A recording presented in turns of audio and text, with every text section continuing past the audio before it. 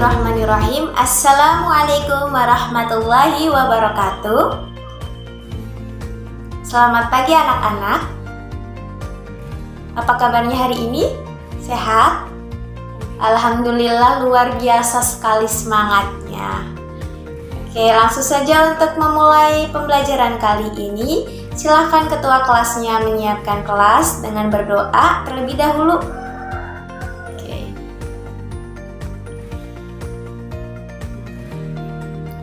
Baik anak-anak, apakah kalian sudah siap mengikuti pembelajaran kali ini? Oke, sudah siap. Apakah kalian sudah semangat untuk mengikuti pembelajaran kali ini? Oke, sudah semangat dan siap. Good job. Sebelumnya Ibu ingin bertanya, apakah ada yang tidak berangkat hari ini? Oke, berangkat semua ya, kelas 10 MIPA 2. Oke, job. Gue ingin bertanya, apakah kalian masih mengingat pembelajaran minggu lalu? Oh, masih. Oke. Mengenai apa ya? Ada yang masih ingat? Oke, silahkan Gani. Ya, benar sekali mengenai keanekaragaman hayati. Ada yang tahu dan masih mengingat apa itu keanekaragaman hayati? Oke, silakan Rani. Ya, benar sekali. Keanekaragaman hayati adalah keanekaragaman variasi antar makhluk hidup. Nah, keanekaragaman hayati ini terbagi menjadi berapa ya? Oke, silakan Rani. Oke, benar sekali. Terbagi menjadi 3 ya. Keanekaragaman gen, spesies, dan ekosistem. Baik, sepertinya kalian sudah paham ya mengenai materi minggu lalu, yaitu keanekaragaman hayati. Selanjutnya kita akan beralih ke materi hari ini. Nah, adakah yang tahu materi hari ini? Apa? Nggak ada, oke. Ibu kasih clue ya. Materi kita hari ini itu berkaitan dengan salah satu komponen atau contoh dari makhluk hidup yang ada di muka bumi ini. Nah, makhluk hidup ini mempunyai peranan penting bagi kehidupan kita. Kalian pernah makan sayur? Pernah makan buah? Pernah. Nah, itu merupakan salah satu peranan atau manfaat makhluk hidup ini bagi kehidupan kita. Adakah yang bisa menebak apakah makhluk hidup yang Ibu maksud? Ya, silakan Gani. Ya, benar sekali. Tumbuhan atau planten. Lebih tepatnya kita akan belajar mengenai materi kingdom planten. Adapun tujuan pembelajaran kali ini yang pertama yaitu siswa dapat menyebutkan ciri-ciri dari tumbuhan atau planten. Kemudian yang kedua yaitu siswa dapat menggolongkan atau mengklasifikasikan makhluk hidup ke dalam divisio berdasarkan ciri-ciri umumnya. Yang ketiga yaitu siswa dapat mengaitkan peranan atau manfaat tumbuhan dalam kehidupan manusia. Dan yang keempat yaitu siswa dapat menyajikan laporan hasil observasi mengenai tumbuhan. Baik, kita langsung ke materi kita mengenai tumbuhan atau planten. Di sini adakah yang bisa menyebutkan ciri dari tumbuhan? Oke, silakan Rani. Ya, benar sekali. Tumbuhan itu memiliki klorofil atau kloroplas untuk berfotosintesis. Kemudian Rana. Oke, silakan Rana. Tumbuhan memiliki akar, batang, dan daun. Ya, benar sekali. Silakan. Ada lagi? Ya, silakan Dani. Ya, tumbuhan itu merupakan organisme eukariotik. Ya, benar sekali. Kemudian silahkan Meiti. Ya, benar. Tumbuhan itu merupakan tersusun atas sel-sel yang banyak atau multiseluler. Ya, kalian dapat menyebutkan tadi ya. Benar, contoh dari tumbuhan itu memiliki klorofil atau kloroplas untuk berfotosintesis. Nah, klorofil A dan klorofil B lah yang berperan besar dalam proses fotosintesis. Kemudian yang kedua tadi, tumbuhan itu merupakan organisme eukariota atau sudah mempunyai sel inti. Kemudian tumbuhan itu multiseluler. Ya, benar sekali, tumbuhan multiseluler itu adalah tumbuhan yang tersusun dari banyak sel. Kemudian yang keempat, tumbuhan itu dapat berfotosintesis. Ya, benar. Kemudian Tumbuhan itu mempunyai akar, batang, dan daun sejati. Ya, benar sekali, jawaban kalian sudah betul. Kemudian tumbuhan itu nantinya dibagi menjadi 3 divisi, yaitu ada tumbuhan lumut atau bryophyta, tumbuhan paku atau pteridophyta, dan tumbuhan berbiji atau spermatophyta. Ibu sudah ada ya contoh dari tumbuhan yang disebutkan tadi. Contoh dari tumbuhan yang sudah Ibu sebutkan tadi. Ini ada tumbuhan apa namanya? Oke, ini adalah timun. Kemudian ini batu, bukan. Ini adalah tumbuhan lumut yang menempel pada bebatuan. Kemudian ini adalah tumbuhan paku. Baik, sebelumnya Ibu akan membagi satu kelas ini menjadi 3 kelompok. Masing-masing kelompok nantinya akan mengamati dan akan mengklasifikasi masing-masing dari tumbuhan yang Ibu bawa ya. Silahkan nanti kalian berhitung dari 1 sampai 3 untuk menentukan kelompoknya. Kemudian nomor-nomor yang sama silahkan bergabung dan berdiskusi mengenai tumbuhan ini ya. Jadi kalian akan menyebutkan apa saja klasifikasi tumbuhan ini, kemudian ciri-ciri umumnya, kemudian termasuk dalam divisi apa, kemudian metagenesisnya bagaimana, dan peranannya seperti apa. Sudah siap semuanya? Oke, sudah siap. Nanti Ibu beri waktu 15 menit untuk berdiskusi dan 10 menit untuk presentasi. Jadi setiap kelompok nanti akan presentasi ke depan kelas selama 10 menit. Oke, sudah paham sampai sini? Oke, paham. Oke, sudah siap? Oke, siap. Silahkan ya. Oke, semua kelompok sudah maju ya, sudah presentasi ke depan kelas. Sudah. Oke, Ibu acungi 2 jempol untuk semua kelompok yang sudah maju dengan baik dan sudah presentasi dengan baik. Oke. Berikutnya Ibu akan mereview mengenai materi tadi yang telah kalian presentasikan ya di depan kelas. Oke, kelompok 1 membahas mengenai apa ya? Ya, mengenai tumbuhan lumut. Ini merupakan salah satu contoh dari tumbuhan lumut ya, lebih tepatnya termasuk dalam kelas Bryopsida. Nah, tumbuhan lumut ini merupakan salah satu tumbuhan di mana dia itu belum memiliki akar, batang, dan daun sejati, sehingga tumbuhan lumut itu disebut dengan tumbuhan Calophyta. Nah, pada umumnya tumbuhan lumut itu terdapat atau habitatnya di lingkungan yang berair atau lembab. Nah, tumbuhan lumut dikelompokkan menjadi 3. Tadi apa saja ya kelompok 1? Ada lumut hati atau Hepaticopsida, kemudian lumut tanduk atau Anthoceropsida, dan yang ketiga ada lumut daun atau Bryopsida.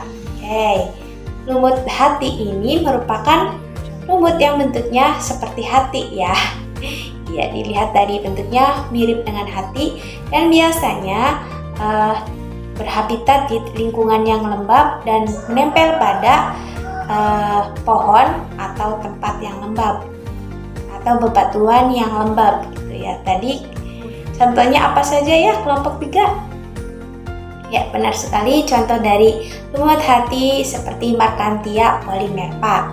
Kemudian kelas yang kedua ada lumut tanduk atau Anthoceropsida ya. Contoh dari lumut tanduk itu seperti apa ya? Kelompok 2. Ya, betul sekali, contoh dari tumbuhan lumut tanduk yaitu Anthoceros sp. Kemudian yang ketiga adalah tumbuhan lumut daun atau Bryopsida. Nah, ini ya merupakan salah satu contoh tumbuhan lumut daun atau Bryopsida, di mana dia ini tidak memiliki akar, batang, dan daun sejati. Dia menempel pada bebatuan itu dengan alat yang namanya rhizoid. Nah, contoh dari tumbuhan lumut sejati atau Bryopsida yaitu Sphagnum dan Polytrichum. Baik, berikutnya kelompok 2 membahas mengenai ini ya, apa ini? Ya, benar sekali, ini merupakan salah satu contoh dari tumbuhan paku atau Pteridophyta. Adapun tumbuhan paku sendiri merupakan tumbuhan yang berbeda ya dengan tumbuhan tadi yang sudah kita bahas dengan tumbuhan lumut. Nah, perbedaannya pada tumbuhan paku ini dia sudah memiliki akar, batang, dan daun sejati. Nah, tumbuhan lumut ini juga sudah memiliki jaringan pengangkut ya, itu jaringan xilem dan phloem. Nah, tumbuhan paku ini tadi dikelompokkan menjadi berapa kelas ya? Ya, ada yang bisa menjawab? Ya, silakan Gina. Ya, dibagi menjadi 4 kelas. Ada yang bisa menjawab? Apa saja kelas-kelas dari tumbuhan paku? Ya, silakan Gina. Ya, yang pertama ada paku purba, kemudian paku kawat, ya, paku ekor kuda, dan paku sejati. Ya, benar sekali. Baik, selanjutnya kita akan membahas mengenai yang kelompok 3 sudah presentasikan, yaitu mengenai tumbuhan berbiji atau spermatopita. Nah, tumbuhan berbiji ini itu biasanya disebut dengan tumbuhan yang mempunyai tingkatan paling tinggi dibandingkan tumbuhan yang tadi sudah dijelaskan. Itu tumbuhan lumut dan paku karena sudah mempunyai biji sebagai alat perkembangan generatifnya. Nah, tumbuhan berbiji ini atau tumbuhan spermatopita ini dibagi menjadi 2 kelompok, yaitu tumbuhan apa saja tadi? Ya, ada tumbuhan berbiji tertutup atau angiospermae dan tumbuhan berbiji terbuka atau gimnospermae. Ada yang masih ingat contoh dari tumbuhan gimnospermae atau berbiji terbuka apa saja? Ya, benar sekali, ada melindo dan juga pinus ya. Ya, kemudian yang kedua adalah tumbuhan berbiji tertutup atau angiospermae. Nah, pada tumbuhan angiospermae ini dilengkapi suatu alat perkembangan atau alat perkembangbiakan yaitu bunga. Nah, bunga sendiri ini digunakan sebagai alat perkembangan generatif dan pemecah tumbuhan. Nah, tumbuhan angiospermae ini dikelompokkan menjadi 2 kelompok. Apa saja, ada yang masih ingat tadi? Ya, silakan gali. Ya, benar sekali, ada tumbuhan monokotil dan tumbuhan dikotil. Ada yang bisa menyebutkan ciri-ciri tumbuhan monokotil dan dikotil? Ya, silakan gali. Oke, benar ya. Adapun ciri-ciri tumbuhan monokotil yang pertama, ruas-ruas batangnya terlihat dengan jelas. Kemudian sistem perakarannya serabut, kemudian tidak memiliki kambium ya. Pertulangan daunnya sejajar atau melengkung. Ya, benar sekali. Ya, di sini ada yang bisa menyebutkan contoh dari tumbuhan monokotil? Oke, silakan gali. Ya, benar sekali, ada padi, jagung, mangga, dan sebagainya. Oke. Yang kedua adalah tumbuhan dikotil. Ada yang bisa menjelaskan ciri-cirinya, menyebutkan ciri-cirinya? Oke, silakan Dani. Ya, benar sekali. Ciri dari tumbuhan dikotil itu yang pertama sistem perakarannya itu tunggal. Kemudian ruas-ruas batangnya tidak terlihat dengan jelas. Kemudian memiliki kambium. Kemudian ruas-ruas daunnya itu menjari atau menyirip. Nah, contoh dari tumbuhan dikotil ini tadi ya, seperti yang Ibu sudah bagikan, itu ada timun, itu contoh dari tumbuhan dikotil. Kemudian ada karet, jarak, dan lainnya. Baik, sudah selesai pembelajaran kita hari ini. Apakah ada yang ingin ditanyakan? Oke, silakan Nani. Oke, pertanyaan yang bagus ya dari Nani. Nani melihat bahwa ayahnya itu melakukan pencangkokan pada tumbuhan apa Nani? Pada mangga. Nah, apa sih tujuan dari pencangkokan? Di sini ada yang bisa menjawab terlebih dahulu pertanyaan dari Nani. Oke, silakan gali. Ya, betul sekali. Oke, ada yang ingin menambahkan lagi? Oke, Dono. Ya, benar. Semua jawaban benar ya. Jadi, pencangkokan ini merupakan salah satu teknik yang digunakan dalam perkembangbiakan vegetatif buatan pada tanaman. Nah, tujuannya itu yaitu untuk memperbanyak tanaman agar tanaman mempunyai turunan atau anakan yang mempunyai sifat yang sama dengan induknya. Gitu ya. Oke, sudah paham, Nani? Alhamdulillah sudah paham. Berikutnya ada yang ingin ditanyakan lagi? Oh, tidak ada. Baik. Kalau tidak ada yang ingin ditanyakan lagi, adakah di sini yang dapat menyimpulkan pembelajaran kita pada kali ini? Pada pertemuan kali ini? Satu orang saja. Oke, silakan Denny. Ya, benar sekali. Oke, kita simpulkan bersama-sama ya pembelajaran kita pada kali ini, pada pertemuan kali ini. Tumbuhan itu merupakan salah satu organisme yang memiliki klorofil atau kloroplas sehingga tumbuhan itu dapat berfotosintesis. Nah, adapun ciri dari tumbuhan itu yang pertama adalah tumbuhan itu multiseluler, eukariotik, memiliki klorofil atau kloroplas, umumnya mempunyai batang, akar, dan daun. Oke, tumbuhan itu dibagi menjadi 3 divisi, yaitu ada tumbuhan apa? Itu ada tumbuhan lumut atau bryophyta, tumbuhan paku atau pteridophyta, dan tumbuhan berbiji atau spermatophyta. Nah, tumbuhan lumut ini memiliki ciri umum di mana dia itu tidak memiliki akar, batang, dan daun sejati, serta hidupnya biasanya di tempat yang lembab. Kemudian yang kedua adalah tumbuhan paku. Tumbuhan paku atau pteridophyta merupakan tumbuhan yang sudah memiliki akar, batang, dan daun sejati. Serta tumbuhan ini juga sudah memiliki jaringan pengangkut, yaitu jaringan xilem dan jaringan fluo. Kemudian yang ketiga yaitu tumbuhan berbiji atau spermatophyta. Tumbuhan berbiji ini dibagi menjadi 2, yaitu ada tumbuhan berbiji terbuka atau gimnospermae dan tumbuhan berbiji tertutup atau angiospermae.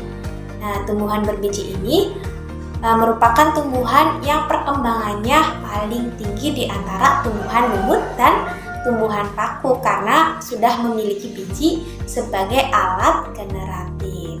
Oke. Tumbuhan berbiji tadi dikelompokkan menjadi 2, ada yang berbiji terbuka dan berbiji tertutup. Yang berbiji tertutup atau angiospermae ini dikelompokkan lagi menjadi 2, yaitu tumbuhan monokotil dan tumbuhan dikotil. Tumbuhan monokotil ini merupakan tumbuhan yang keping bijinya atau kotiledonnya itu mempunyai 1. Sedangkan tumbuhan dikotil mempunyai kotiledon atau pangkal biji itu 2. Baik, kita sudah menyimpulkan ya pembelajaran kali ini. Semuanya sudah paham? Alhamdulillah sudah paham. Kalau sudah paham, Ibu akan memberi kalian oleh-oleh. Oleh-olehnya yaitu tugas. Nah, tugasnya apa? Tugasnya yaitu kalian membuat mind map mengenai Kingdom Plantae, klasifikasi Kingdom Plantae ya, dan manfaatnya. Mind map nanti dikerjakan melalui software ya, software atau aplikasi dari handphone. Kemudian nanti dikumpulkan di GCR. Untuk deadline-nya minggu depan. Oke. Sudah paham di sini tugasnya? Oke, sudah paham.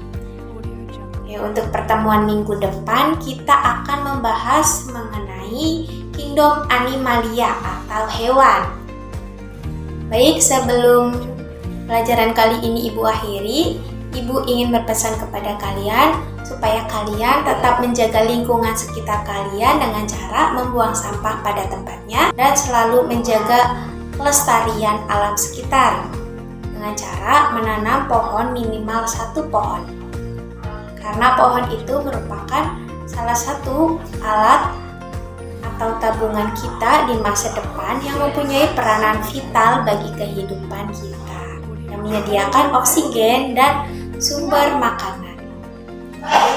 Untuk mengakhiri pembelajaran kali ini, kita ucapkan hamdalah bersama-sama ya.